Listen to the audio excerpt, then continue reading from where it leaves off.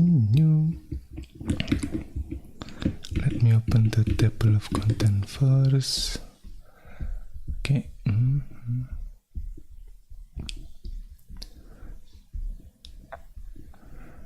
We are in chapter 16, segmentation, and if I remember correctly, on section summary here.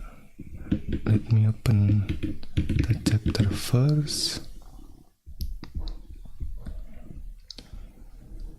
Okay.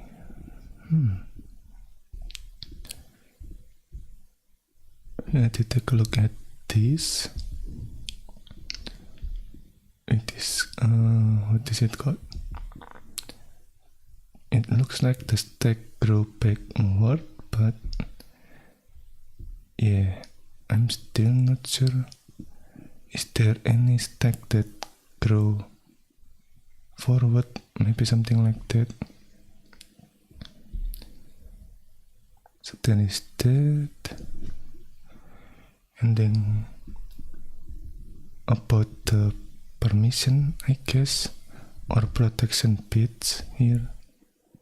We already take a look at that.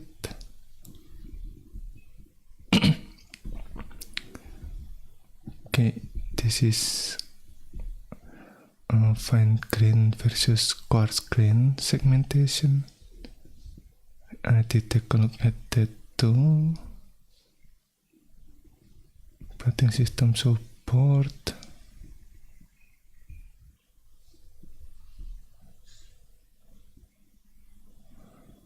Okay, I think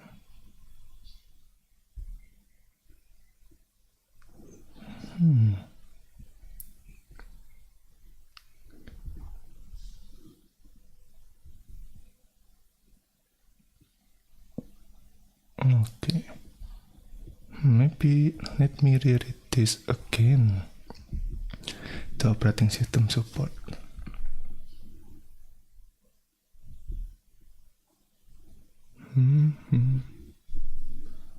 Fine grain segment.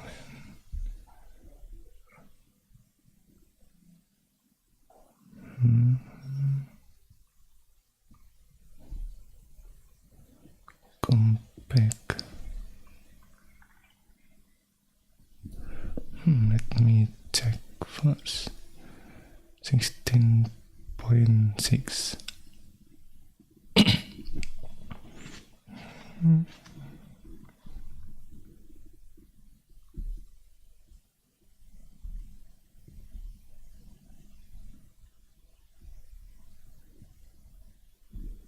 Okay, the thinking at that time was that by having fine grain segment, the operating system could learn about which segments are in use and which are not, and to utilize main memory more effectively. Hello, Ping Pong Boing. Welcome, long time no see. We are currently on chapter 16, segmentation, and I'm currently trying to reread, I guess, the operating system support here to understand more, I guess. Oh my god, good luck. Thank you.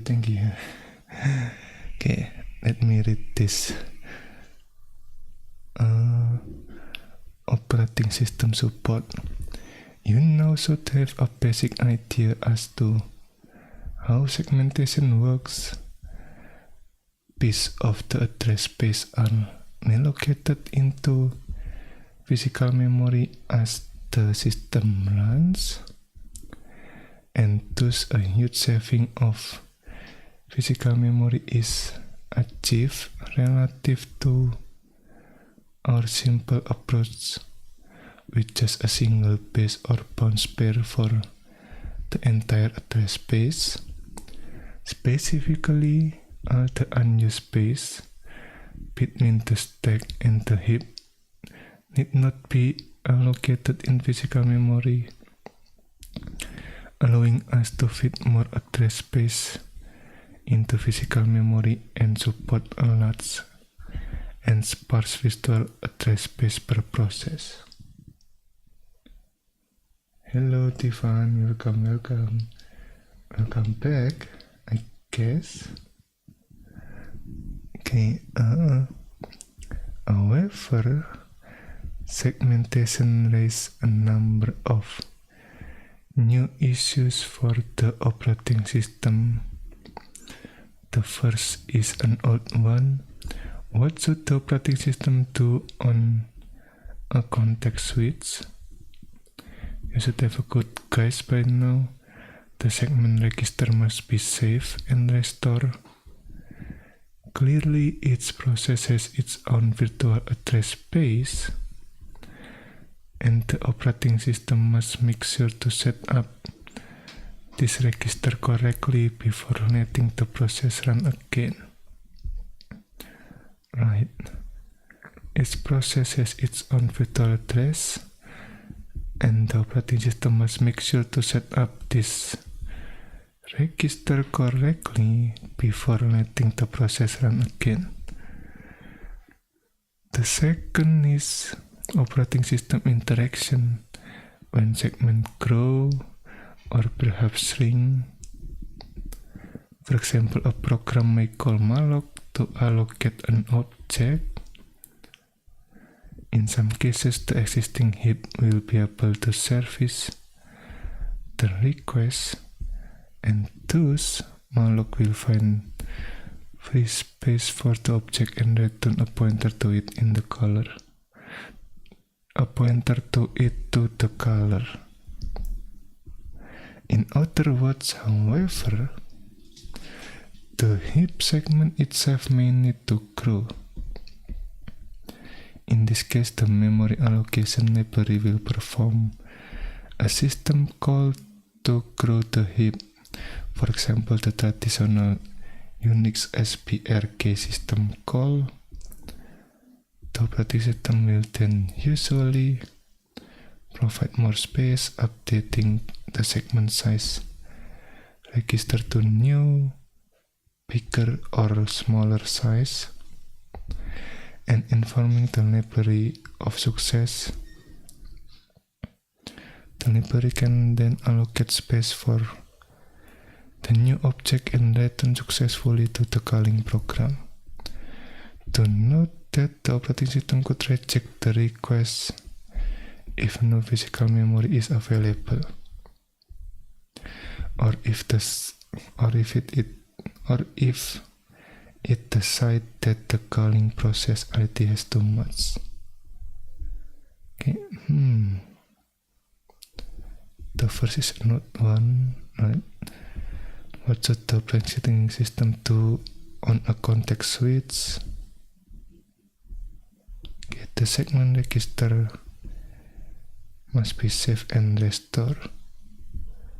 I'm assuming we save the segment register here on the kernel stack, maybe something like that, and then restore from the kernel stack to the memory, maybe, or maybe not the memory but the CPU register, maybe something like that. And then the second one is OS, in the operating system interaction when segment grow.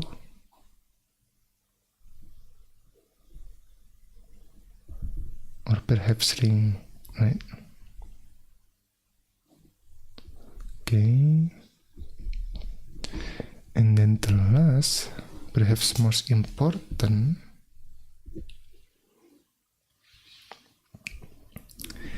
issue is managing free space in physical memory. When a new address space is created, a new address space is created, the operating system has to be able to find space in physical memory for each segment. To be able to find space in physical memory for each segment. Previously, we assumed that each address space was the same size, and thus physical memory could be thought of as a bunch of slots where process would fit in. Now, we have a number of segments per process. Again, number of segments per process, and each segment might be a different size.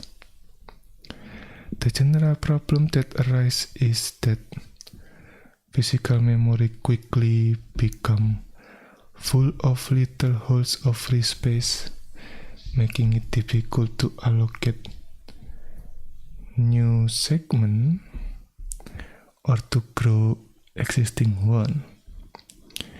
We call this problem external fragmentation. See figure 16.6 left. Okay, this one 16.6. Okay, yeah, non-compact in this case means what is it called?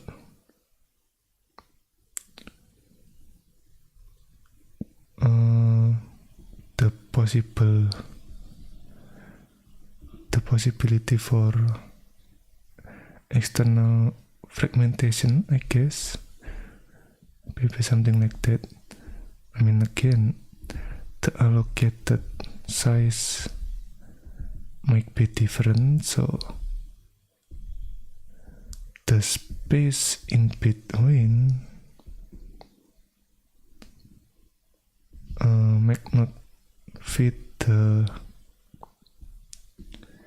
next allocated memory, something like that. Like for example, this one in this space might be too small for putting any segment here. So I'm assuming that what it means, the external fragmentation. Okay, in the example, a process came along and wished to allocate a 20 kilobyte segment. In that example, there is 24 kilobyte free, but not in one contiguous segment,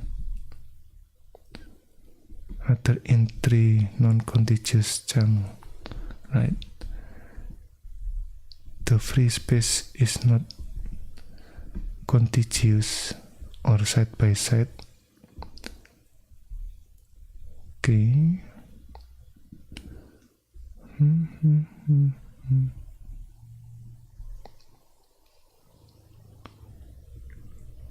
Thus, the operating system cannot satisfy the 20 kilobyte request.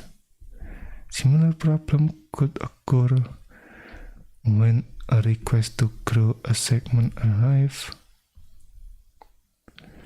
If the next so many bytes of physical space are not available, the operating system will have to reject the request, even though there may be free bytes available elsewhere in physical memory.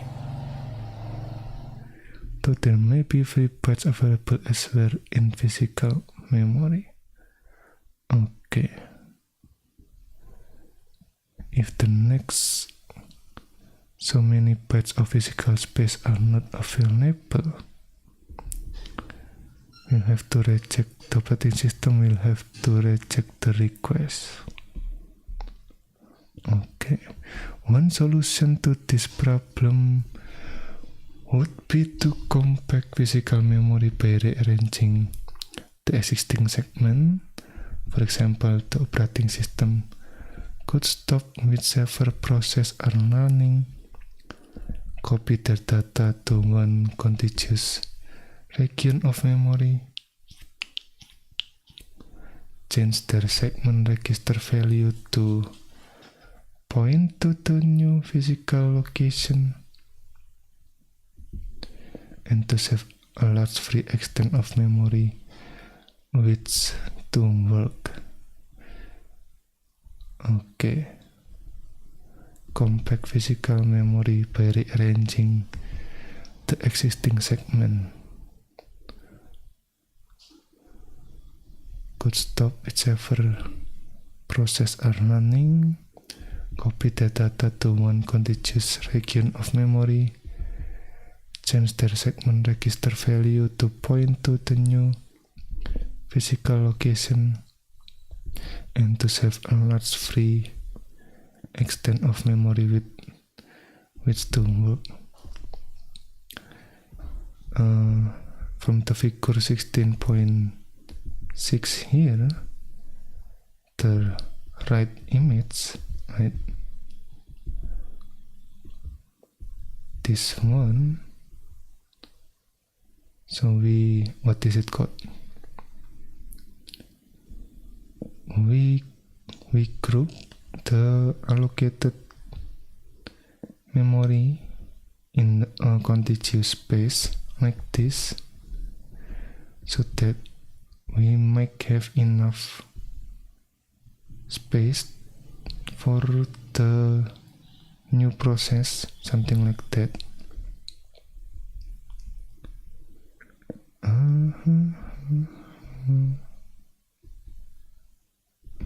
By doing so, the operating system enables the new allocation request to succeed. However, compaction is expensive, as copying segment is memory intensive and generally use a fair amount of processor time. See figure 16.6, right? Okay. As memory intensive and generally use a fair amount of processor time. Use a fair amount of processor time. Okay, interesting. See figure 16.6, the right image. For a diagram of compacted physical memory, compaction also ironically make requests to grow existing segment hard to serve and may thus cause further rearrangement to accommodate such requests. A simpler approach might instead be to use a free list management algorithm that tries to keep large extent of memory available for allocation. There are literally hundreds of approaches that people have taken, including classic algorithms like BuzzFeed, which keep a list of free space and returns the one closest in size that satisfy the desired allocation to the requester. Keep a list of free space, one closest in size. Okay. Worst fit, first fit, and more complex scheme like the Buddy algorithm. An excellent survey by Wilson et al. Is a good place to start if you want to learn more about such algorithm, or you can wait until we cover some of the basic in later chapter. Unfortunately though, no matter how smart the algorithm, external fragmentation will still exist. A good algorithm attempt to minimize it. Okay. A simpler approach may instead be to use of release management algorithm rather than the compaction, I guess. Okay. Summary.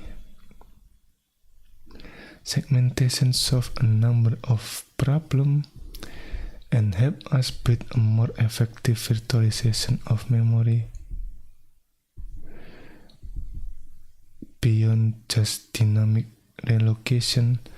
Segmentation can better support sparse address space by avoiding the huge potential waste of memory between logical segments of the address space. It is also fast, as doing the arithmetic segmentation requires is easy and well suited to hardware. The overhead of translation are minimal. A fringe benefit arise to code sharing. If code is placed within a spared segment, such a segment could potentially be shared across multiple running programs. Oh, okay. What is it called? It is something like set object in C. Is that it? Yeah, I'm still not sure. If code is placed within a spared segment, such a segment could potentially be shared across multiple running programs. However, as we learned, allocating variable size segment in memory leads to some problem that we would like to overcome. The first, as discussed above, is external fragmentation. Because segments are variable size, free memory gets chopped up into odd-size pieces, and thus satisfying a memory allocation request can be difficult. One can try to use smart algorithm or periodically compact memory, but the problem is fundamental and hard to avoid. The second and perhaps more important problem is that segmentation still isn't flexible enough to support our fully generalized sparse address space. Segmentation still isn't flexible enough to support our fully generalized sparse address space. For example, if we have a large but sparsely used heap in one logical segment, the entire heap must still reside in memory in order to be accessed. In other words, if our model of how the address space is being used doesn't exactly match how the underlying segmentation has been designed to support it, segmentation doesn't work very well. We just need to find some new solution. Ready to find them? Okay. If our model of how the address space is being used doesn't exactly match how the underlying segmentation has been designed to support it, segmentation doesn't work very well. Okay. The entire heap must still reside in memory in order to be accessed. Okay. Yeah, even though we have a sparse what is it called? A sparse address space, but I think some of it still contiguous. And for example, this one, a large but sparsely used heap all in one logical segment, then again the previous problem is that the entire heap must still reside in memory in order to be accessed. So yeah, that might be the problem, but segmentation still isn't flexible enough. Okay, and then hello Stephen.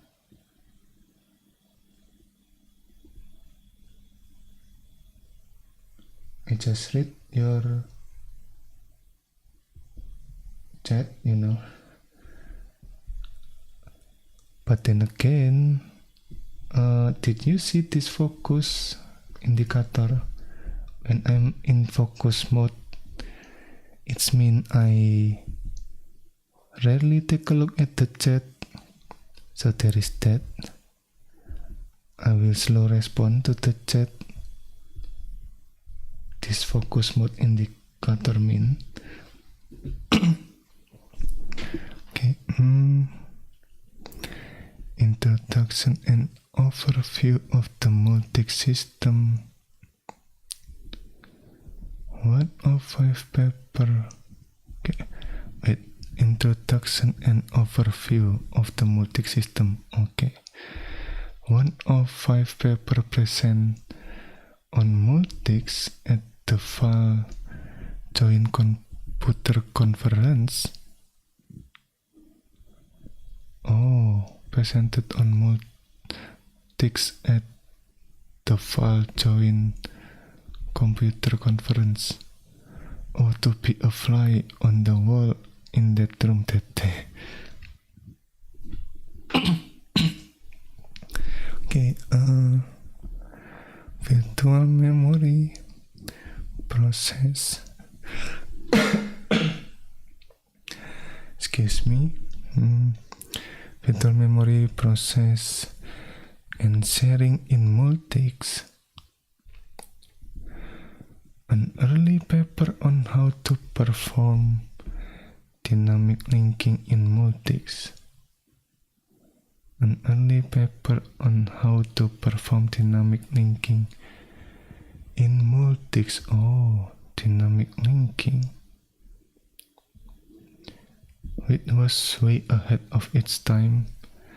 Dynamic linking finally found its way back into system about 20 years later, as the large X window libraries demand it.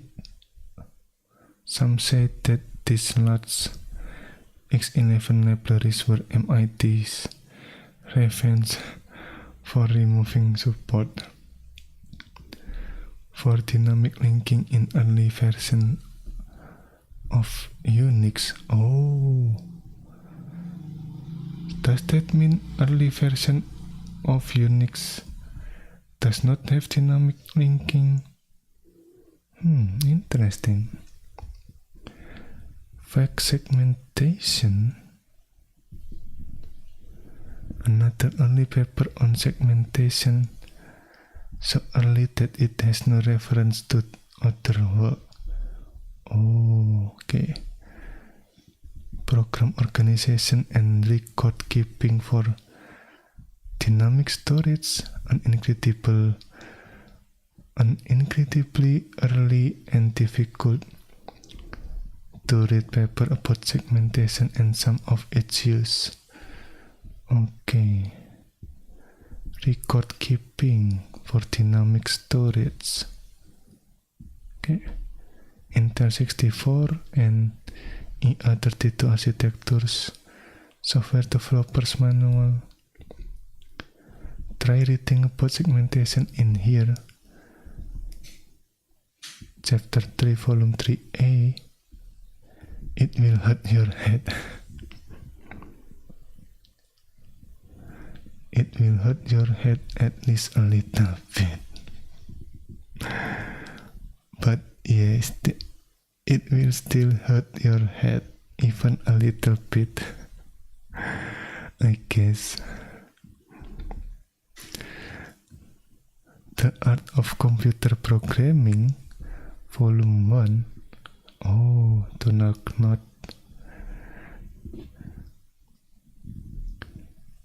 Knuth is famous not only for his early books on the art of computer programming, but for his typesetting system TeX, which is still a powerhouse typesetting tool used by professionals today.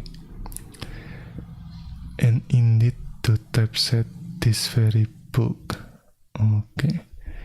His tomes on algorithm are a great early reference to many of the algorithms that underlie computing systems today. His tome on algorithm are a great early reference to many of the algorithms that underlie computing systems today. Hints for computer system design. A treasure trove of sage advice on how to build system. Hints for computer system design. Okay. A treasure trove of sage advice on how to build system, hard to read in one sitting. Take it in a little at a time, like a fine wine or a reference manual. Okay. Hints for computer system design. Okay. Virtual memory management in the VAX or FMS operating system. A classic memory management system with lots of common sense in its design. We will study it in more detail in a later chapter. Okay. Looks like we will take a look at this virtual memory management in the VAX or VMS operating system in the later chapter. Okay. Dynamic storage allocation system. A nice overview of the difference between batching and segmentation, with some historical discussion of various machines. Okay, dynamic storage allocation system. A note on storage fragmentation and program segmentation. One of the earliest papers to discuss fragmentation. Okay, dynamic storage allocation, a survey and critical review, a great survey paper on memory allocator. Okay, the homework simulation here. This program allows you to see how address translation are performed in a system with segmentation. Okay. I'm assuming the script is called segmentation.py. Let's take a look.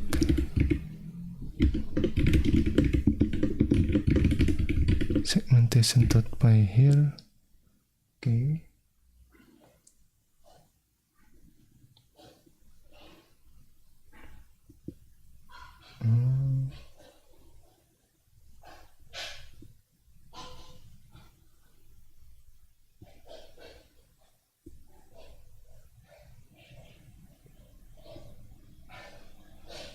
Let's take time. Switch from focus to sleep. Auto regret.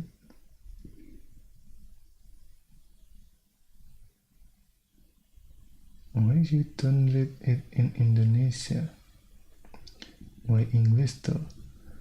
I want to learn English, I'm already speaking Indonesia language on day-to-day basis, so it's not only learning about computer or operating system.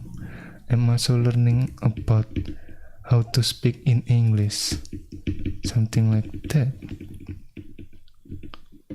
So there are multiple learning process here. Okay. Let me check. To make Python 2 act the same. Yeah, how dumb. Yeah. And then convert. Okay. Convert the size. Okay, abort if.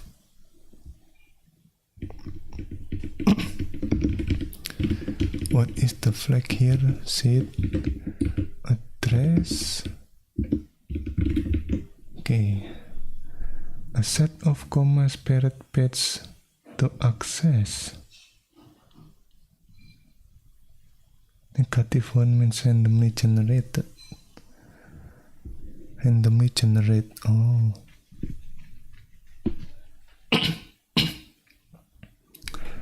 Excuse me.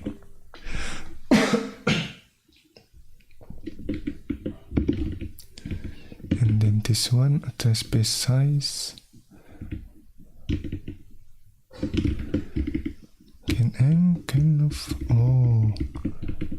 if there is no, what is it called? Prefix, I guess. There is no prefix, it is treat as is.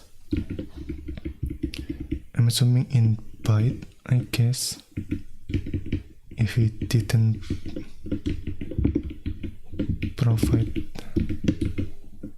the size with the prefix like this one, 16 instead of 16K, right? Then this is the physical memory size. Okay. And then there is a number of virtual address to generate. Oh, interesting. Number of virtual address to generate. Okay. Value of segment 0 base register. Value of segment 0 limit register. And then segment 1 base register and segment 1 limit register. Okay. Do we only have 2 segments here instead of 3 segments like code, stack and heap? Maybe something like that.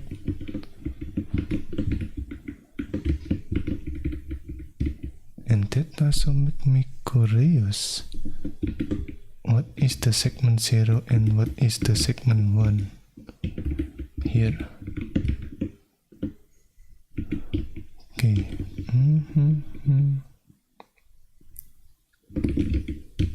Convert.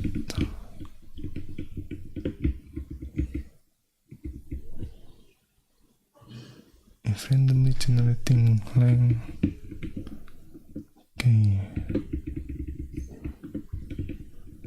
Physical memory must be 2 times greater than address space size. 2 times greater. Oh. Interesting. I'm assuming we need 2 times greater because we have 2 segments. This restriction just make it easier to place randomly place segment, right? Randomly place segment. Okay. If randomly generate base, have to find room for them. Okay. Internally paste 1 point to the lower address and paste 1 plus length 1 the higher address. This differ from what the user would pass in. Okay.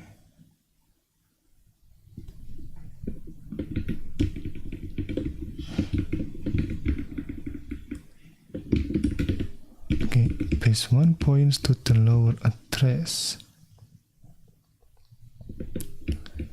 and paste 1 plus length the higher address.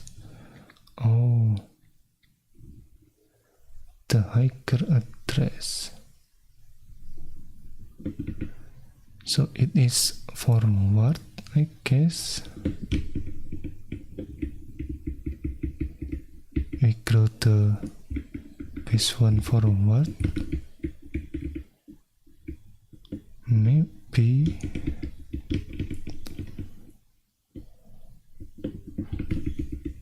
Okay.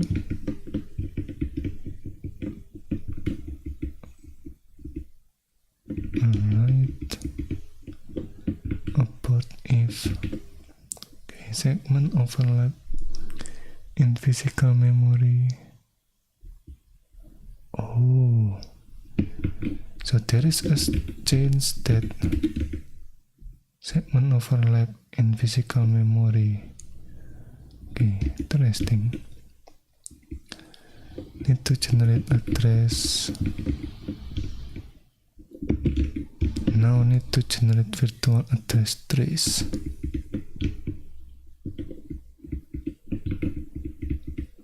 Okay.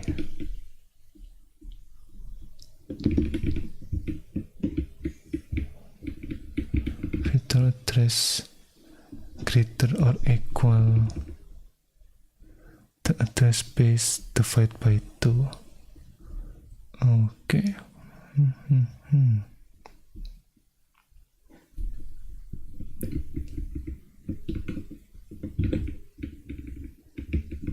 I'm assuming P address in here means physical address. If physical address less than base address,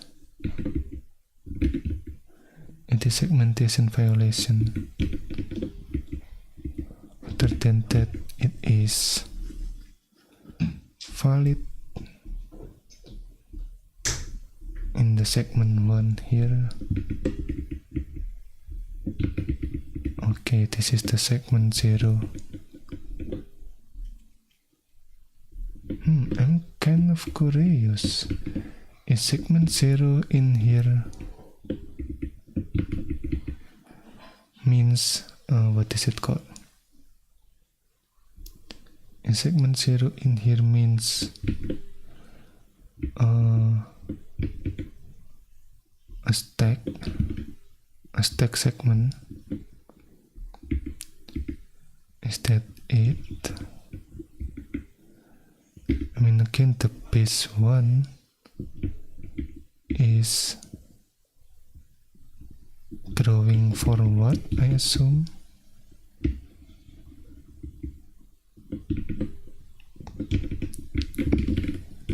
Base 1 point to the lower address and base 1 length 1 the higher address.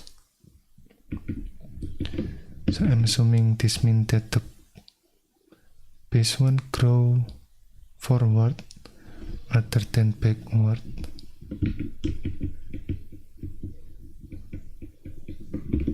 Oh, grow positive, grow negative.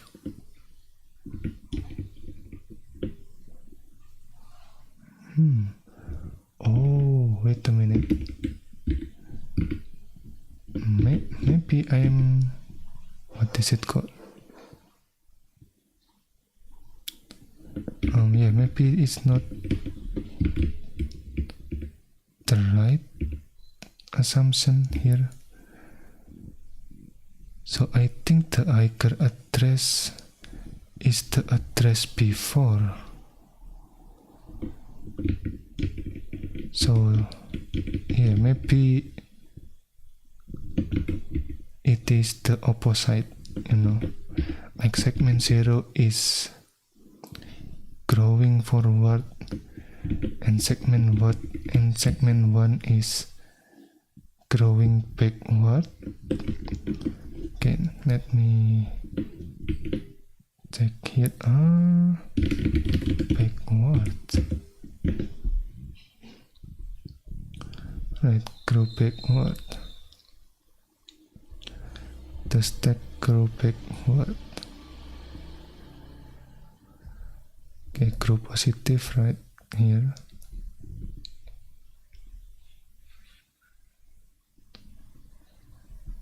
Grow positive mean it is growing forward. So in this case, we what is it called? Growing forward means we go lower the address space. Imagine there is this what is it called?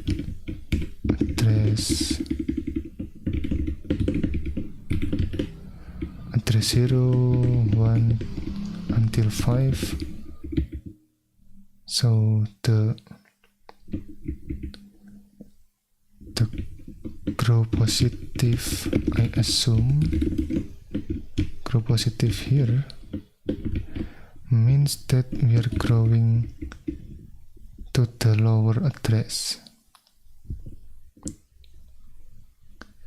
and grow negative means that we are growing to the higher address, to the upper address, maybe that's the word. So there is that.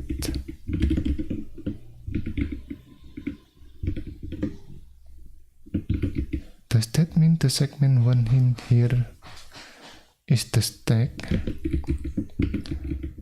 and the segment 0 is the non-stack?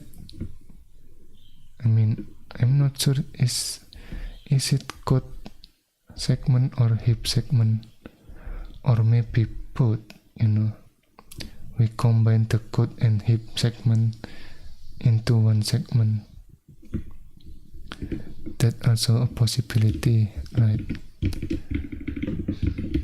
So for now I will just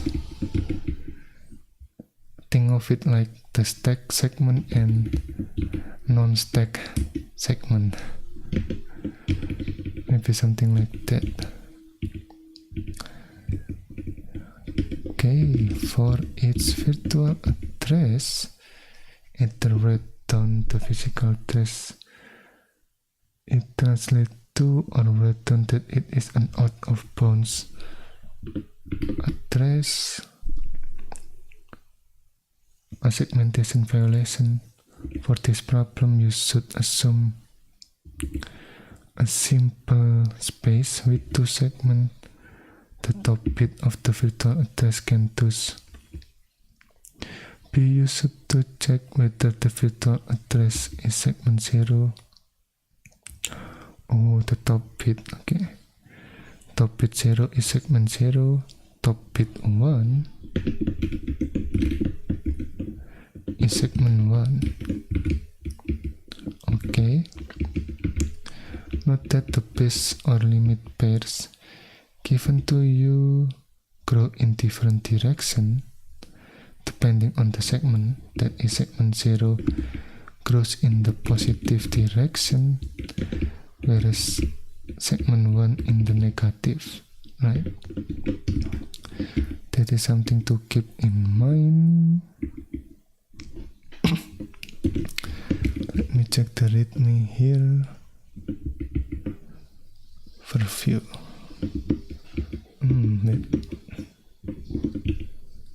Let me try running this. We already have the shipping here. Okay. VM segmentation. Oh, this is the example output before we compute the answer. Alright. Yeah, I'm still not sure how to read this hexadecimal number. How can this translate to this decimal number? I'm still not sure. I need to learn that later on, I guess. Okay.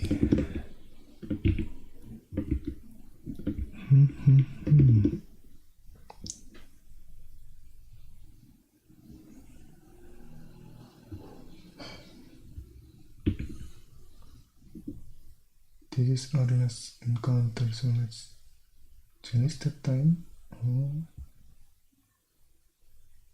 Okay, we have a nice mustard.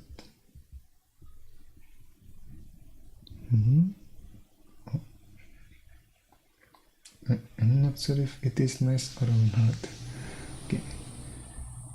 Do you have girlfriend? That is a secret. Okay, I guess Stephen already left, so yeah. Good luck doing your activity for the day, I guess.